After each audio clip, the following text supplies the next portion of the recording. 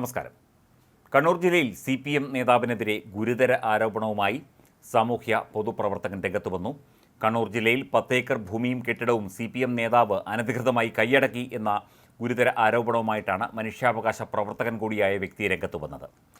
കാങ്കോൽ ആലപ്പടമ്പ് പഞ്ചായത്തിലെ വൈപ്പിരിയത്ത് ഉപഭോക്തൃ സമിതിയായ consumer complaint അഡ്വൈസറിയുടെ നോസർ India centre പ്രവർത്തിച്ചിരുന്ന സ്ഥലവും കെട്ടിടങ്ങളും പാർട്ടിയുടെ പേരിൽ പിടിച്ചെടുത്ത് CPM നേതാവ് സ്വന്തമാക്കി എന്ന ആരോപണവുമായിട്ടാണ് സ്ഥല ഉടമ രംഗത്ത് വന്നത്.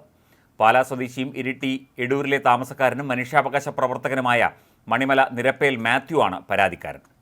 നോസർ ഇന്ത്യയുടെ കണ്ണൂർ ജില്ലയിലെ സ്ഥാപകനായ മാത്യു ജനങ്ങളെ എങ്ങനെ ചൂഷണത്തിൽ നിന്ന് രക്ഷിക്കാം എന്ന വിഷയത്തിൽ ഊന്നിയുള്ള പ്രവർത്തനങ്ങളുമായി 99-ൽ രൂപീകരിച്ച കണ്ണൂർ ജില്ലാ ഉപഭോക്തൃ സമിതിയാണ് മാത്യുവിൻ്റെ നേതൃത്വത്തിൽ നോസർ ഇന്ത്യ എന്ന സ്ഥാപനമായി മാറിയത്.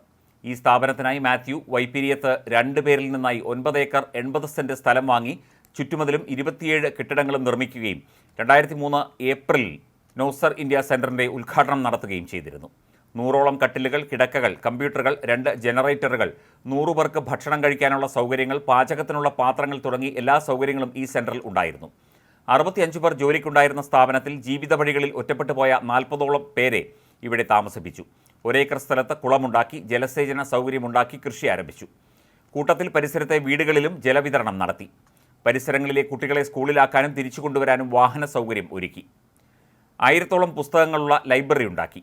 വ്യത്യസ്ത തലത്തിലുള്ള 27 ഇനം മാവുകൾ വച്ചുപിടിപ്പിച്ചു. ആയുർവേദ ആശുപത്രി ഉണ്ടാക്കി. സൗജന്യ ചികിത്സ ആരംഭിച്ചു. മൾട്ടി കളർ ഓഫ്സെറ്റ് പ്രിന്റിംഗ് പ്രസിൻ്റെ പ്രവർത്തനം ആരംഭിച്ചു. ഇവിടെ നിന്ന് ഉൽപ്പാദിപ്പിക്കുന്ന പാൽ, പച്ചക്കറികൾ, മുട്ട എന്നിവ ചെറിയ വിലയ്ക്ക് നാട്ടുകാർക്ക് നൽകി.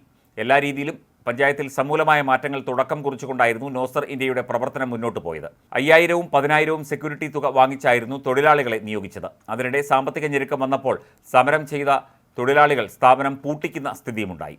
സ്ഥലം പണയപ്പെടുത്തി വായ്പയെടുക്കാൻ ശ്രമിച്ചതിന് ഒടുവിൽ 1 കോടി രൂപ SBI CSR ഫണ്ടിൽ ഉൾപ്പെടുത്തി തരാമെന്ന് വാഗ്ദാനം ചെയ്തു. ഇത് വാങ്ങാനായി കൊല്ലത്ത് പോയപ്പോഴാണ് അടുത്ത പ്രശ്നങ്ങൾ ആരംഭിച്ചത്.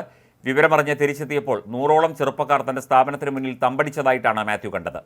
വളർത്തിക്കൊണ്ടിരുന്ന 100ഓളം താറാവുകളെയും അരയന്നങ്ങളെയും കഴുത്തറുത്ത് കൊന്ന് ഇവർ കുളത്തിലിട്ടിരുന്നു.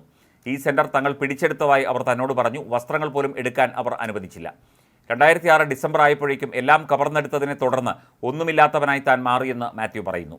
ഇതിനിടയിലാണ് ഒരു ദിവസം രാത്രി തന്നെ കാറിൽ ബലമായി പിടിച്ചു കയറ്റി പ്രാദേശിക CPM നേതാവിൻ്റെ വീട്ടിലേക്ക് കൊണ്ടുപോയി പവർ ഓഫ് അറ്റോർണി ഒപ്പിടിച്ചത്. അന്ന് CPM നേതാക്കളെ കണ്ട് ഇക്കാര്യം പറഞ്ഞിരുന്നു. ഒന്നും നടന്നില്ല എന്ന് മാത്രമല്ല, ആളുകൾ സംഘം ചേർന്ന് വധഭീഷണി മുഴക്കുന്നതായും പതിവായി. തൻ്റെ പേരിലുണ്ടായിരുന്ന സ്വത്തും ഇതിലുണ്ടായിരുന്ന 27 കെട്ടിടങ്ങളുമാണ് പിടിച്ചെടുത്തത്. ഇതിനിടെ 4 കോടി രൂപ തന്നാൽ സ്ഥലം തിരിച്ചു തരാമെന്ന ഒരു പ്രമുഖൻ്റെ വാഗ്ദാനവും ഉണ്ടായി. അന്ന് പാർട്ടിയുടെ പേരിൽ ആളുകളെ കൂട്ടിപ്പിടിച്ചെടുത്ത സ്ഥലം പിന്നീട് നേതാവ് സ്വന്തമാക്കുകയും ഇപ്പോഴത്തെ ടാർ മിക്സിംഗ് പ്ലാന്റിനായി മറിച്ചു വിൽക്കുകയുമായിരുന്നു എന്നാണ് നോസർ ഇന്ത്യയുടെ സജീവ പ്രവർത്തകനായി തുടരുന്ന മാത്യു ആരോപിക്കുന്നത്.